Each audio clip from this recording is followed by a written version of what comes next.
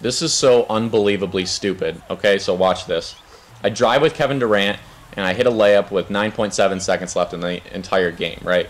So then Chris Paul brings the ball up the court, and right in Kevin Durant's face, hits a three to go up by one. Okay, so I got 2.3 seconds left on the clock. I cut across the court with Russell Westbrook, almost get picked off. I find an open shot, and I hit it. Okay, so I don't get the points yet, so I'm like, okay, it's going to go to the replay booth. Him and James Harden do a little shoulder bump, and I'm crossing my fingers, right? Hopefully the ref says that we make it. And the ref comes back and says that it's good, that I win the game, right? Or so I thought, because then we get to the post-game stats right here, and it says I lose 70-69. So I'm like, okay, well, maybe it's a glitch. Maybe I actually didn't make the shot, so let's take a look at the replay. So here you go. I got a tenth of a second left on the clock, and right there you can clearly see that it's out of his hands. And the next frame right here, it's a foot out of his hands, and there's still time left on the clock. And then here the red light comes on. It's 0-0 in the bottom corner, and you can clearly see that's like 3 feet out of his hands. So I get robbed. This game's retarded, basically, is what I'm trying to say. So a quick shout out to this is the last minute and a half of the game, of that game that I just showed you. So I just would like to give a quick little shout out to Jordan JYB, the guy that I got matched up with. It was a really, really good game, and I had a lot of fun playing him, even though I should have won. He did a really good job. He completely shut me down in the fourth quarter. I played him, and I outscored him in the first 3 quarters. I think I scored almost 20 points in all 3 first quarters. And then in the fourth quarter, he scored 28 points, and I scored 12. So I guess you could say it was kind of my fault. I left him a lot of time at the end of the game.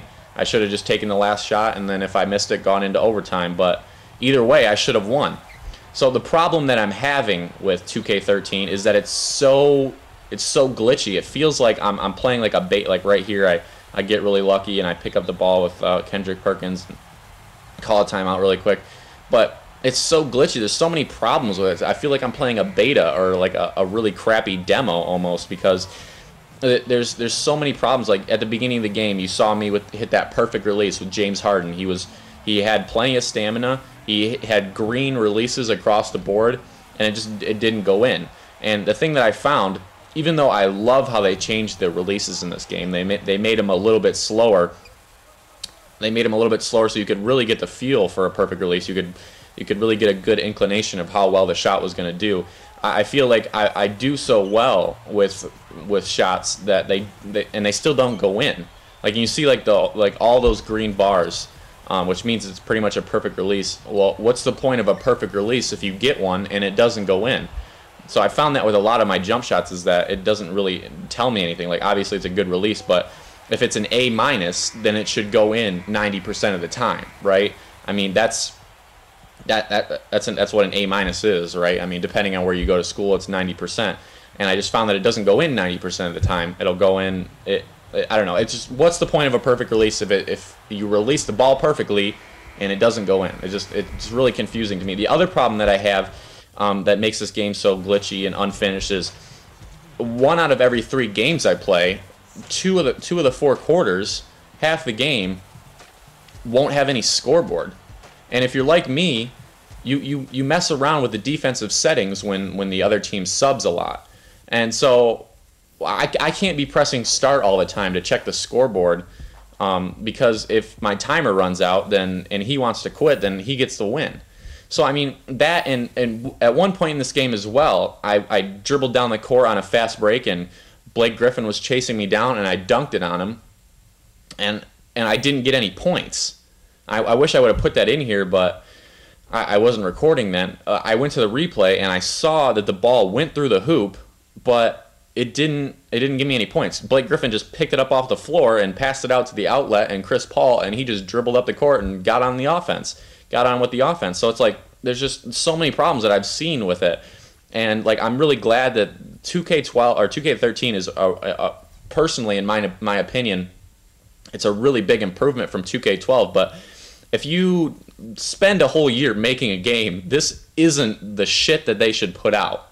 You know what I mean? Like, you bring in like all these YouTube commentators and all these people that have played the game, and you've played it yourself the entire year, but there's just things that you haven't fixed. Like, you added stuff. You did a really good job with the crossovers and the dribble stick and the control stick, or whatever you want to call it.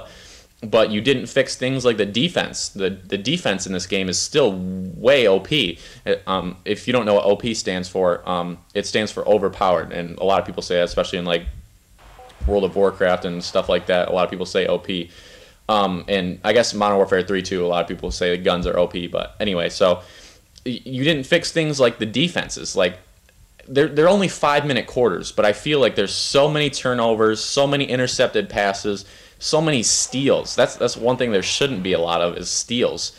But I mean, people get ripped in the open court, or the ball knocked out of their hand all the time in this game. The defense is just so overpowered. Like, I'll be playing as the Heat, and I'll have Ray Allen over in the corner, or I'll be playing as the Thunder, and I'll have James Harden over in the corner, and I'll collapse the defense, and someone will rotate from the help line all the way over to the corner in the time that Ray Allen shoots the ball. And if you've ever seen sports science, Ray Allen gets a shot off in 0.42 seconds in real life.